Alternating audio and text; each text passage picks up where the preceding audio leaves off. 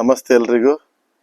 ಈ ವಿಡಿಯೋವನ್ನ ಮಹಿಳೆಯರು ಮತ್ತು ಹುಡುಗಿಯರು ತಪ್ಪದೇ ನೋಡಬೇಕು.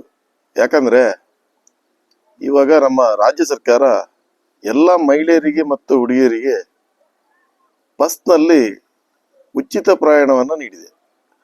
ಈ ಉಚಿತ ಪ್ರಯಾಣಕ್ಕೆ ಪುರಾವೆಯಾಗಿ ಎಲ್ಲರೂ ಆಧಾರ್ ಕಾರ್ಡ್ನ ಕ್ಯಾರಿ ಮಾಡಬೇಕು.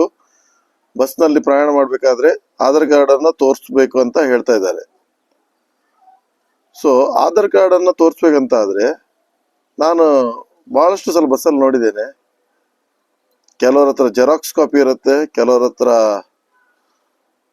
ಮುದ್ದೆ ಆಗಿರುವ ಕಾರ್ಡ್ ಇರುತ್ತೆ, ಕೆಲವರು ಆ ಉದ್ದ ಕಾರ್ಡನ್ನು ಮಡಚಿ ಮಡಚಿ ಮಡಚಿ ಹಪ್ಪಳ ಥರ ಮಾಡಿಬಿಟ್ಟು ಅದನ್ನು ಆ ಥರದಲ್ಲೆಲ್ಲ ತರ್ತಾ ಇದ್ದಾರೆ. ಸೊ ಇದೆಲ್ಲದಕ್ಕೆ ಒಂದು ಪರಿಹಾರ ಇದೆ. ಆಧಾರ್ ಕಾರ್ಡಲ್ಲಿ ಒಂದು PVC ಕಾರ್ಡ್ ಅಂತ ಹೇಳಿ ಒಂದು ಆಪ್ಷನ್ ಇದೆ. PVC ಕಾರ್ಡ್ ಏನಂದ್ರೆ ATM ಕಾರ್ಡ್ ತರನೇ ಇರುತ್ತೆ. ಅದನ್ನು ನೀವು ಈಸಿಯಾಗಿ ಪರ್ಸಲ್ಲಿ ಹಾಕೊಂಡು ಹೋಗ್ಬೋದು, ಅಥವಾ ನಿಮ್ಮ ಮೊಬೈಲ್ನ ಬ್ಯಾಕ್ ಕವರ್ ಜೊತೆಯಲ್ಲಿ ಇಡ್ಬೋದು. ತುಂಬಾ ಅನುಕೂಲ.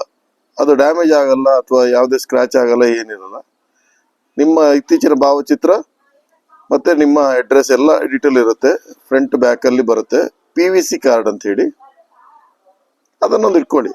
ಪರ್ಸಲ್ಲಿ ಇಟ್ಕೊಳ್ಳೋದ್ರ ಮುಖಾಂತರ ತುಂಬಾ ಈಸಿಯಾಗಿ ಕ್ಯಾರಿ ಮಾಡ್ಬೋದು. ಸುಮ್ಮನೆ ಹಪ್ಪಳ, ಜೆರಾಕ್ಸ್, ಹರಿದಿರೋ ಕಾರ್ಡ್ಗಳನ್ನೆಲ್ಲ ತಗೊಂಡೋಗಿ ತೋರಿಸೋದಕ್ಕೆ ಬೇಜಾರು ಅನ್ಸಲ್ವಾ?